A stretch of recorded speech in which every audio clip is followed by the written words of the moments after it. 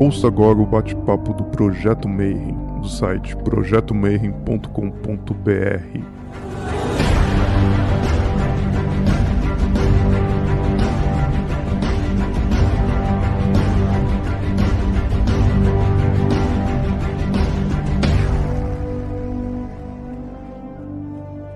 Bom dia para você que é de bom dia, boa noite para você que é da boa noite, boa tarde se você acabou de receber notificação do YouTube e veio aqui para ver mais um Bate-Papo Mayhem.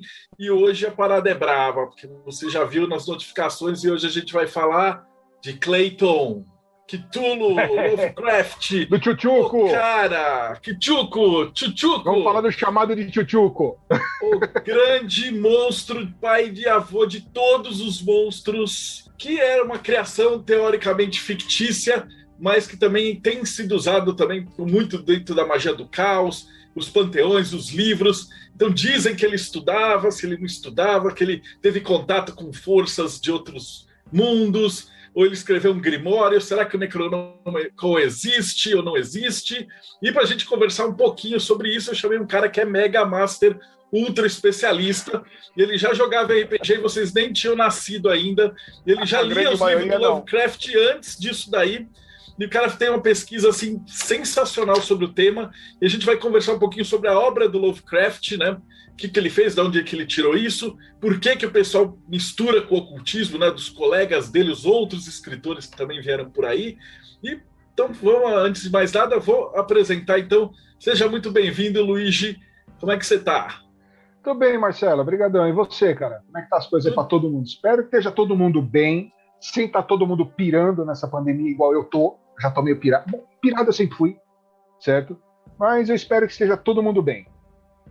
Cara, aqui a gente tá todo mundo trancado. Na verdade, esse programa surgiu por causa da pandemia, né? A gente fazia o simpósio onde encontrava uma galera para falar de vários assuntos, de literatura, de religião, de ordens, de hermetismo. E aí travou, não tem mais coisa presencial. E aí falaram, vai lá o Deldébio, o Rodrigo, o Bruno, o Ulisses devem estar daqui a pouquinho. E falaram assim, vamos montar lá, então chama o pessoal para dar as palestras, né? E aí Sim. A gente começou. E o RPG tá pior ainda, porque você não consegue mais jogar, não tem mesa. Então, o pessoal tenta pela internet, mas não é a mesma coisa. Né? Não, não é. Eu até estava usando aquele Roll20 para jogar RPG, tá? O site Roll20. O Roll20. Só que você tem que fazer toda a adaptação. Eu não tenho mais paciência para isso. Cara, eu quero pegar o sistema pronto, bichinho, ó, vamos lá, tá aqui. Tá? E, assim, como você falou, né, tá todo mundo trancado. Cara, a última vez que a gente se viu pessoalmente aí você foi em 2019, naquele São Paulo Fantástica, não é? Alguma coisa São assim. Paulo Fantástica, do Andrei, lá do pessoal do Mundo Freak. Isso. Foi a última vez que a gente se viu pessoalmente, cara. Já vai para 2 anos já. Mas dessa quarentena também, se a gente for parar para olhar, pode ser Dagon que tá andando por aí, aprontando das dele, ou Nyarlathotep resolveu vir para a Terra de volta, alguma coisa assim, cara. Porque não é normal. Não é normal. Então, antes da gente começar, a gente sempre pergunta assim, tipo, pede para o convidado se apresentar e fala assim, da tua jornada. Então, por que você escolheu estudar e gostar e ir atrás das obras do Lovecraft? Então, você começa contando, você era criança, ia na igreja, rezava. Da igreja não. E aí, depois de 30 anos, está aqui fazendo palestra sobre capiroto e Cthulhus. O que deu errado? Então, na verdade, eu sempre fui o famoso, como o pessoal conhece a gente hoje, eu sempre fui o famoso nerd da sala. Sempre gostei de ler. Comecei a leitura com 8, 9 anos, com 12 eu tive contato com Conan. E o Bob Howard, ele era amigo do Lovecraft. Eles trocaram em correspondência, conversaram, teria até se encontrado pessoalmente uma vez, pouco antes do Bob Howard tirar a própria vida. Então ali eu já comecei a me envolver com os mitos. Tá? Com 16 anos, eu comecei a estudar por conta alta magia. Aos 18, eu fui iniciado na magia cigana. Aos 19, eu conheci o Marcelo. Aí, há pouco tempo atrás, eu tive uma experiência dentro da maçonaria, certo? Eu participei de uma loja, fiquei um tempo lá, não me adaptei, falei, não é para mim aqui o caminho, eu vou seguir com os meus estudos. Agora, falando de Lovecraft, como eu falei, comecei com Conan. Conan me levou para Lovecraft. E quando eu comecei a ler os contos de Lovecraft, o primeiro ponto que eu li foi Herbert West, The Reanimator. Eu tinha assistido o filme coisa de uns 15 dias antes. A hora que eu li aquele conto que eu olhei, é o filme que eu assisti. Aí me pegou, eu comecei a procurar, a ler, e estudar e querer saber mais sobre a história do autor, sobre os mundos que ele criou, até se alguma coisa que ele criou é real, se não é, o que é fantasia, o que ele tirou de algum assunto real, certo? Tanto que eu vou citar isso mais para frente, mas já deixar aqui uma pulguinha atrás da orelha de vocês. Dagon é um conto de Lovecraft, mas Dagon, ele é um deus de uma religião antiga, de uma antiga mitologia. Marcelo, fica quieto que você sabe qual que é. Não fala, tá? E minha caminhada, gente, com RPG, etc. Eu comecei a jogar RPG um pouco antes, conheci o Marcelo, conheci o sistema dele, que eu gosto muito até hoje. Tá? Para misturar coisa real, mundo real, eu prefiro ele. Tá? E fui aprendendo outras coisas no caminho, magia, fui aprendendo literatura, estudando não só Lovecraft, outros grandes da época, como até gente um pouco antes, Edgar Allan Poe, certo?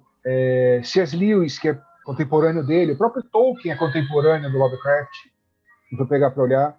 Tolkien começou a fazer sucesso pouca coisa depois que ele, certo? Então a gente tem muitos autores que a gente lê hoje, que já estão no outro plano, que são gente que trocou, vamos dizer assim, trocou figurinha entre eles na época, o que era muito comum.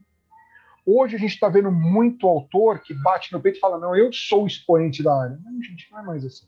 Nunca foi assim. Tá?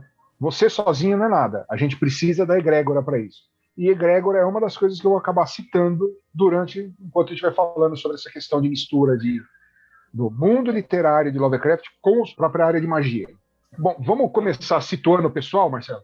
Como eu disse, gente, Lovecraft e o oculto. Por que o oculto? Porque ele não trata abertamente de magia, Lovecraft. Lovecraft em si não trata. A gente tem, como o Marcelo falou, gente da área da magia do caos, alguns até de magia demoníaca, que estão usando os seres, as criaturas do Lovecraft. Aí eu vou falar disso daí também, o que levou a usar isso daí. É um conceito muito básico de magia. Tá? Começar nossa apresentação com isso aqui. Ó. Essa é uma frase muito que está no conto, o chamado de Cthulhu. There is no death which can eternal lie, and with strange eons, even death may die. Não está morto que pode eternamente jazer, e ao longo de eras estranhas, mesmo a morte pode morrer. Então, Lovecraft sempre tratou os monstros, as criaturas dele e o universo dele como algo não fixo, como algo fluido, que podia mudar a qualquer momento, que as coisas, quando aconteciam, causavam mudanças, etc. Principalmente loucura. Então vamos falar um pouco do autor mesmo, propriamente dito. Certo? Quem foi H.P. Lovecraft? Howard Phillips Lovecraft, para quem quiser saber o nome inteiro. Ele nasceu, viveu e morreu na mesma cidade, em Providence, Rhode Island. Ele nasceu em 1890 e faleceu em 37. Ele faleceu com 47 anos. De pequeno, ele era muito doente, ele foi ensinado em casa, e o avô dele ensinou ele o gosto pela leitura, pela literatura. E aí, ele já com 9, 10 anos, já escreveu poemas, já começou a escrever alguns contos mais básicos, e foi se aperfeiçoando. Ele foi um dos autores que revolucionou o gênero horror. Não falo criou, porque a criação do gênero horror aconteceu lá atrás, com os livros do Stoker, da Mary Shelley, começou lá atrás, o horror mesmo, esse gênero terror-horror. Ele criou um subgênero chamado de terror cósmico, onde ele fala que, na verdade, tudo no mundo, no universo dele, é integrado a alguma coisa cósmica. As criaturas que estão aqui dormindo na Terra são seres que vieram de outros planetas, de outros planos de existência, e são extremamente poderosos. E a Terra eles estão usando como local de descanso. Certo? Então, ali você vai ver muito, você lendo os livros, você vai ver muito de alguns arquétipos, por exemplo, onde os livros onde aparecem os cultistas, você vai fazer muita relação com muitos acólitos de determinadas ordens iniciáticas, tá? ele criou alguns personagens conhecidos, tá? Nyarlathotep é um, já vi citado em alguns filmes. Grande Cthulhu, famosíssimo. Azathoth, Hastur, certo? Entre outros, inclusive criações. Quem conhece aí o Necronomicon Ex Mortis? Então, reza a lenda que ele é real. Até hoje, ninguém prova. Mas, segundo o próprio biografista do Lovecraft, ele não existe. São criações dele que transcenderam a literatura. Literatura que eu falo, gente, livros, tá? Por exemplo, o próprio Necronômico, ele foi parar numa série de filmes, A Morte do Demônio. Ele está nessa série de filmes. Tanto na antiga, da década de 80, 90, como na última que foi feita agora, 2000 e pouco, 2011, se eu não me engano, 2012, alguma coisa assim. Tá? Ele é um livro escrito por um árabe chamado Abdul al-Hazred, que é um árabe louco. Ou, pelo menos, é como descreveu ele o Lovecraft. Toda vez que a gente lê algum texto contendo os mitos, invariavelmente a gente se depara com referências a algo do oculto. Deuses antigos adormecidos, poderes além da compreensão humana, morte e ressurreição, cidades perdidas, entre outros assuntos que ele trata ali. Por exemplo, deuses antigos adormecidos. Temos Cthulhu, certo? Eu não vou entrar no detalhe de como pronuncia o nome dele, porque não é consenso. O próprio Lovecraft pronunciava de jeitos diferentes cada vez que ele falava, justamente para confundir os amigos. A gente tem Cthulhu, a gente tem Dagon, que também é um deus adormecido. Poderes além da compreensão humana, por exemplo, o Sussurro nas Trevas. No Conto Sussurro nas Trevas tem que é uma tecnologia extremamente avançada. A cor que veio do céu também tem ali coisas além da compreensão humana. Nas Montanhas da Loucura. Tá? Nas Montanhas da Loucura, inclusive, entra na parte de cidades perdidas. Tá? Que é a cidade perdida que é encontrada na Antártida. Em Morte e Ressurreição, o caso do Herbert West, o estranho caso de Charles Dexter Ward, tem alguma citação sobre isso. Certo? São muitas referências ao oculto que ele coloca ali. Mesmo que ele não fosse uma pessoa de extrema religião, no Lovecraft, ele tinha conhecimento. Ele não era um praticante, mas ele tinha conhecimento. Ele sabia do que ele falava. Aí, nos contos do Lovecraft, a gente também vê muito a busca de poder. Sempre lembrando que lá, o poder te leva à loucura. Invariavelmente. O próprio jogo de RPG, o Call of Cthulhu, tem duas versões. Tem o da Chaosium, que é D6, se eu não me engano, e tem o D20. Nos dois casos, a mesma coisa. Você tem uma coisa chamada pontos de sanidade, e tudo que você usa que seja relacionado aos mitos, você perde essa sanidade, até você enlouquecer. Então, o que ele mostra? O poder sobre os outros. Em alguns contos, onde mostra, por exemplo, o Sussurro nas Trevas é um que mostra Migot tendo poder sobre os humanos, podendo controlar e aprisionar o cérebro dentro de máquinas, onde esse cérebro vai viver eternamente. Entra também na parte de poder sobre a vida e a morte, igual o caso de Charles Dexter Ward, o caso do Herbert West. O poder das músicas, a música de Eric Zahn, certo? E eu vou falar também falar das criaturas Lovecraftianas que existem em outros mitos. Se você puder, Marcelo, você... Ô, Luiz, pode ficar tranquilo, o pessoal está acostumado. Eles usam o chat aqui do lado. Aí eu e o Rodrigo, a gente vai coordenando as perguntas. Sim, é que como eu estou com a tela aberta da apresentação para mim também, eu não estou vendo o chat rolando. Por isso que eu estou pedindo para...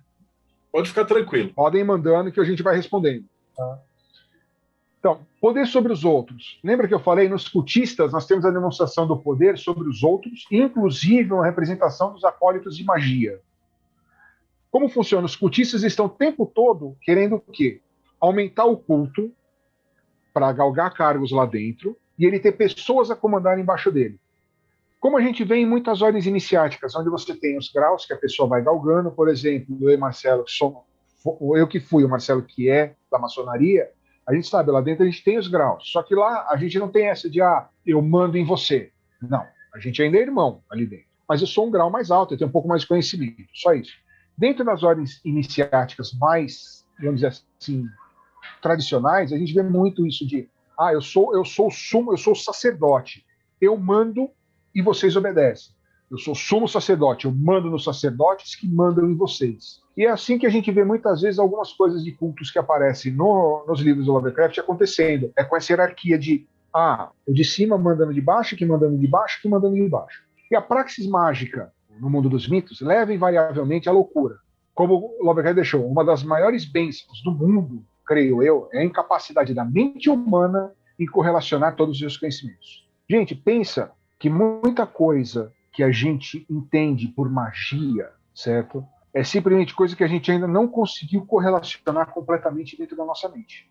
Quem consegue correlacionar tudo dentro da mente, invariavelmente é taxado de louco. Meus estudos de Lovecraft sempre foram voltados mais para o lado mais psicológico dos personagens, tá? Mais para o arquétipo, por que representa dentro da jornada do herói, etc., como Joseph Campbell fazia, né? Mas eu vou tentar elucidar tudo que eu puder. Por exemplo, poder sobre a vida e a morte. No conto Herbert West, Reanimator, a gente vê uma coisa relacionada à alquimia. Quem conhece a Pedra Filosofal? A lenda da Pedra Filosofal diz que ela se compõe da pedra sólida e de um líquido dentro da pedra. Que esse líquido, ele é o líquido da vida eterna, vamos dizer assim. O personagem do Herbert West, o próprio Herbert West, né? Ele cria um soro capaz de trazer os mortos de volta à vida.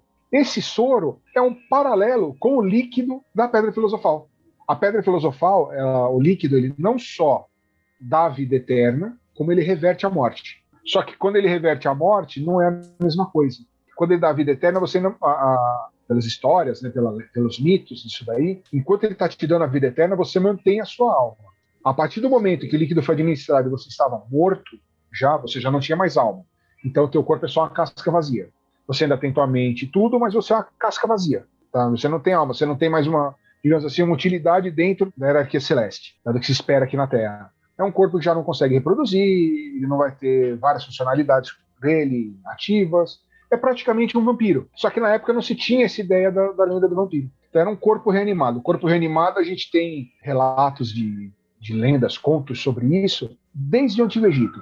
Tá? E nada mais é que um corpo reanimado que o Herbert West faz. Um detalhe interessante que o conto do Herbert West é o conto que hoje tem feito com que muita gente aí na internet tenha pedido o cancelamento dos livros do Lovecraft. Ele é um conto que deixa muito patente uma visão da época que Lovecraft viveu, certo? Década de 20, década de 30, onde o racismo nos Estados Unidos era uma coisa nem estrutural, ele era uma coisa legal, era garantido por lei.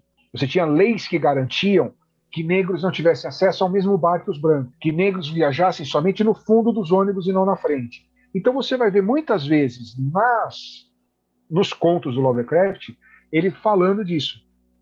Ele expondo essa parte eugenista da época. Mas a gente teve eugenistas no Brasil também na mesma época. Certo? A gente teve os autores da época, os autores de pele branca da época, eram todos da mesma linha de pensamento. A eugenia, até o final da Segunda Guerra Mundial, era tida como uma coisa totalmente normal.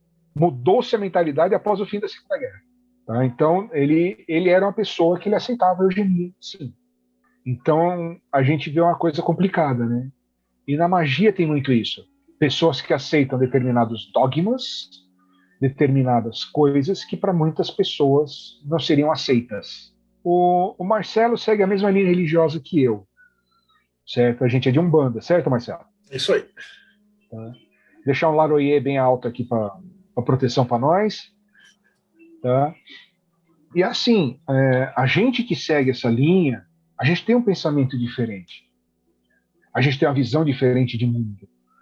Onde a gente vê pessoal que segue linhas mais, vamos dizer assim, tradicionais, como o cristianismo, o judaísmo, eles têm uma visão mais fechada.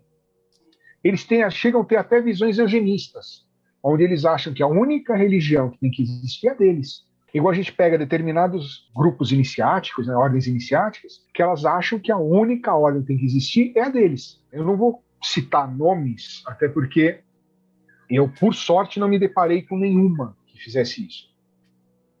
Né?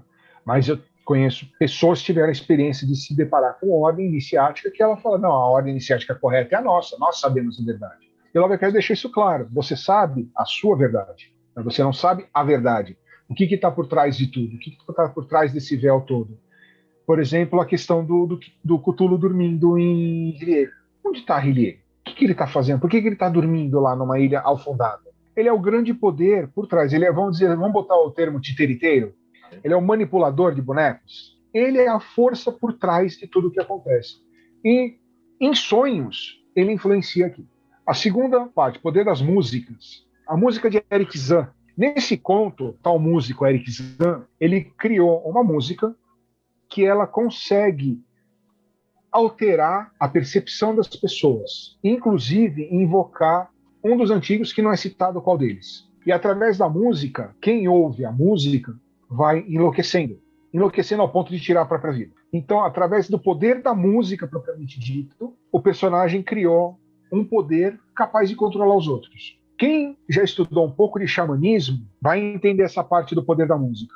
O xamanismo usa muita música para criar um estado de percepção alterado. É muito comum os tambores, na própria magia celta, o uso de tambores, o uso da gaita de folha, ela é usada para te dar uma percepção alterada, de gerar um estado de mente alterado. Então a música ela tem um poder mágico. E o próprio conto do Eric Zahn trata muito isso. Criaturas Lovecraftianas em outros mitos. Agora a gente vai entrar na parte de egrégora. Agora a gente vai entrar na parte de por que eles estão sendo tão usados por ordens iniciáticas, por magia do caos, magia satânica, magia demoníaca, etc.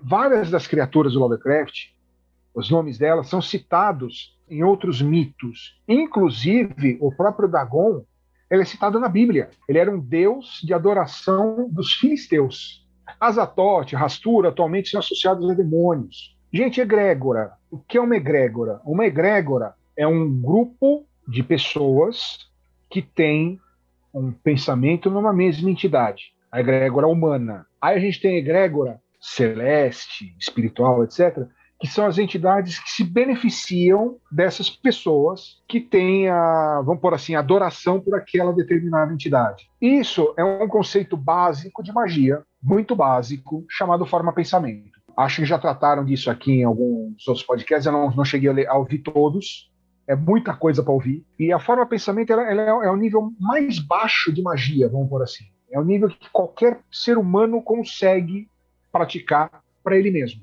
É o você mentalizar uma coisa de tal forma que ela, mesmo que por um instante, se torne real para você. Então a gente vai entrar no seguinte detalhe. Vamos pegar as religiões vigentes, as grandes religiões do mundo. Nós temos as mais fortes, que tem deuses, tá? O budismo não tem deuses. Então vamos pegar as mais fortes que tem deuses.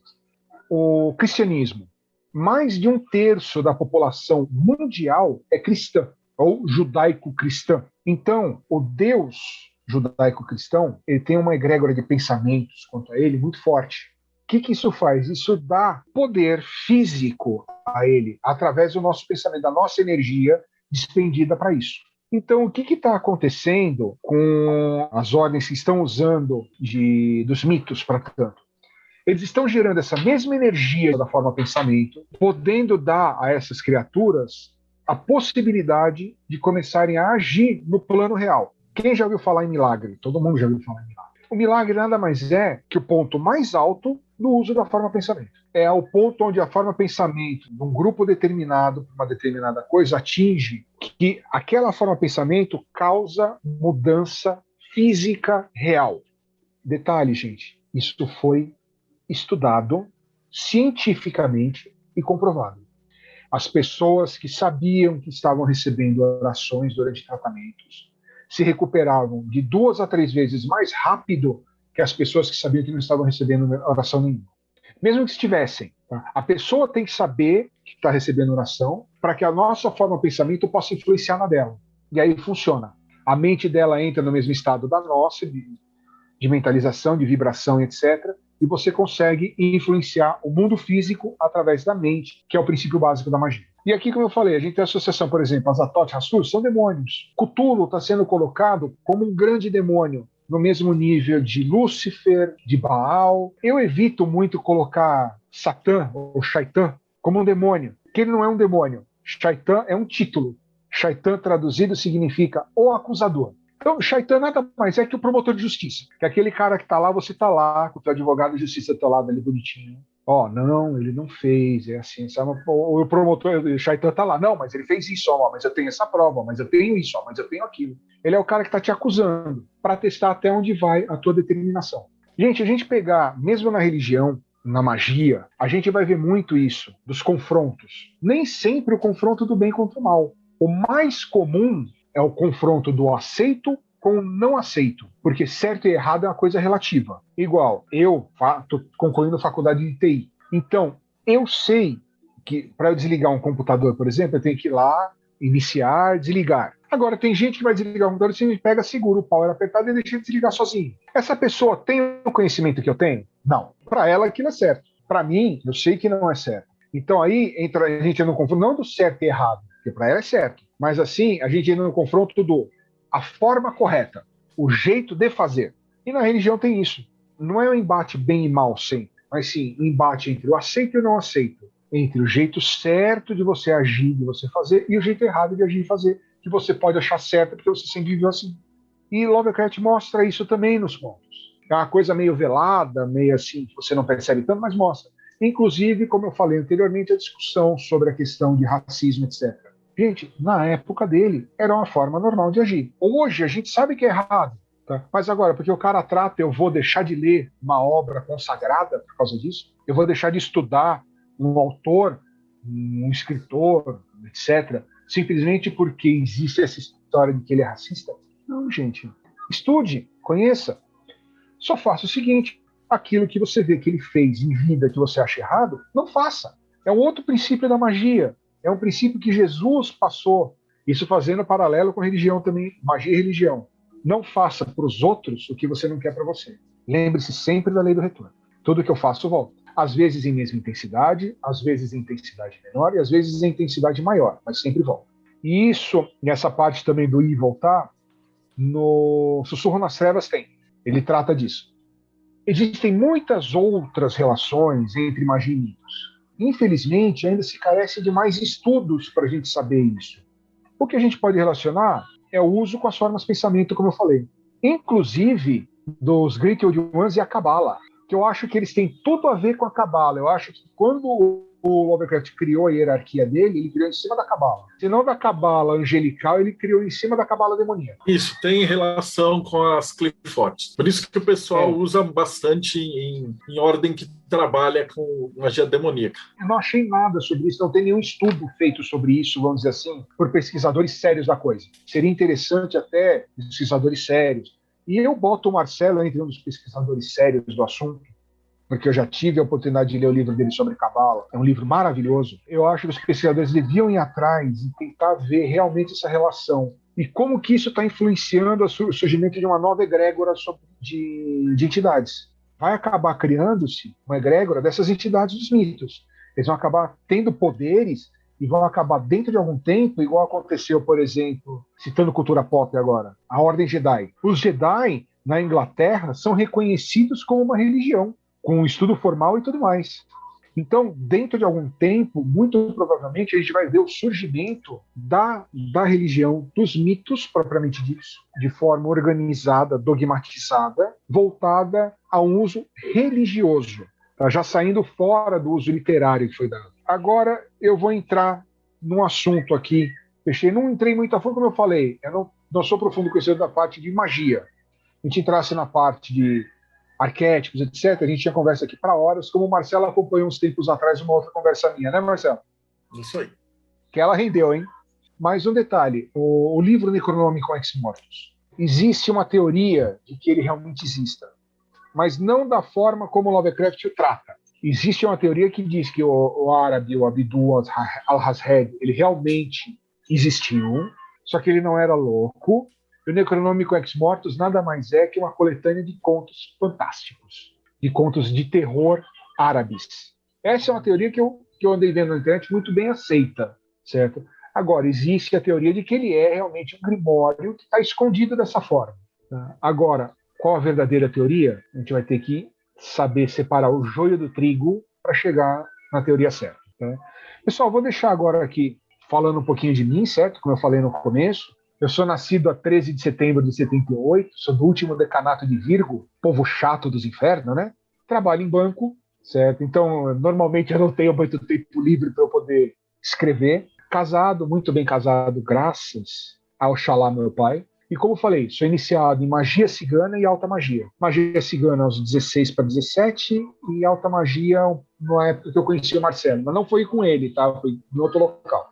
E aí tem meus contatos, meu Facebook, meu Instagram, meu e-mail. Agora, como prometido, contos interessantes para se ler do Lovecraft. Como eu não lembro todos os nomes de cabeça, eu vou pegar minha cola. E vou aproveitar esse finzinho, depois a gente falar um pouco de relação de autores que beberam na fonte dele, do Lovecraft também, tá? Contos interessantes para se ler do Lovecraft. O conto Dagon, pela própria citação do personagem Dagon, que é um dos poucos contos onde ele dá uma descrição da criatura. O conto Herbert West, que eu citei aqui, que é um conto interessante. Falando de cidades perdidas, o próprio conto A Cidade Sem Nome é um conto interessante. As Montanhas da Loucura é outro. O principal, o Chamado de Cthulhu, para que vocês conheçam o personagem principal dele. E quem tiver oportunidade, quiser encontrar, fazer um merchan de uma outra editora, Marcelo, você vai me desculpar. Esse é da Dark Side, tá? Ediçãozinha capa dura, bonitinha. Ele tem um texto aqui interessante, que é justamente a história do Necronomicon. Como Lovecraft criou a ideia. Então, isso daqui pode ser que ele tire algumas dúvidas. O pessoal tem a Necronomicon existe e não existe. Assim como ele pode colocar muito mais dúvidas nisso. Eu tenho uma pergunta do Rodrigo, ele fala assim, existe algum registro de que o Lovecraft fazia parte de alguma ordem? Não, nenhum registro. Nem o próprio biografista dele tem essa informação. Quem sim chegou a pertencer há algum tempo a uma ordem iniciática, que era a ordem lá de dentro de Oxford, foi o próprio Tolkien. E o Lovecraft tinha uns colegas que vieram depois dele, que inclusive colocaram os Old Ones e dividiram em água, fogo, terra. O próprio Bob Howard, o criador do Conan, usou muito dos mitos do Cthulhu. Autores contemporâneos dele, temos Robert W. Chambers, que usou Hastur, que Lovecraft pegou o termo do Chambers, que já tinha usado esse termo, um outro cara chamado Ambrose Bierce. A gente tem o Grande Cthulhu mesmo, ele é citado no próprio Conan. Eu não lembro qual edição do Conan, mas tem uma citação a Cthulhu lá. Tem Cthulhu, tem os deuses de cabeça de elefante. E tem nos mitos também, eu só não lembro o nome que tem para eles. Mas tem eles nos mitos. Tem uma outra pergunta do Rafael Ferreira. Ele fala assim, qual é o impacto da criação de uma egrégora baseada no mitos? Rafael, me responde aqui no chat. Você chegou a ler alguma coisa dos mitos? Alguma coisa do Lovecraft, propriamente dito? Leu. Você leu o quê? O Chamado de Cthulhu, etc. Né? Perceba o nível de poder que as criaturas que o Lovecraft criou, principalmente Cthulhu, Dagon, eles têm. Agora você imagina a criação de uma egrégora que vai dar poder, até em forma de pensamento, poder para que essas entidades possam realmente existir e passar a integrar, a afetar o plano físico, para seres tão poderosos como, por exemplo, Cthulhu. Seres capazes de, com a simples questão da gente olhar para eles, a gente perder totalmente a sanidade. Você entende? É um risco uma egrégora dessa. É uma coisa perigosa. Eu acho que toda egrégora é bem-vinda, desde que ela venha para somar a humanidade. Mas muitas das egrégoras, dos cultos, dos ritos iniciáticos que estão criando essa egrégora, eles não estão vindo para somar. Um ou outro está vindo para somar. Ela é danosa. Ela está ligada numa frequência de energia, vamos dizer assim, colocando em termos de energia. A humanidade, estamos no meio, somos uma energia neutra, vamos dizer assim. Dentro de nós, a gente tem o mesmo poder para a luz e para as trevas.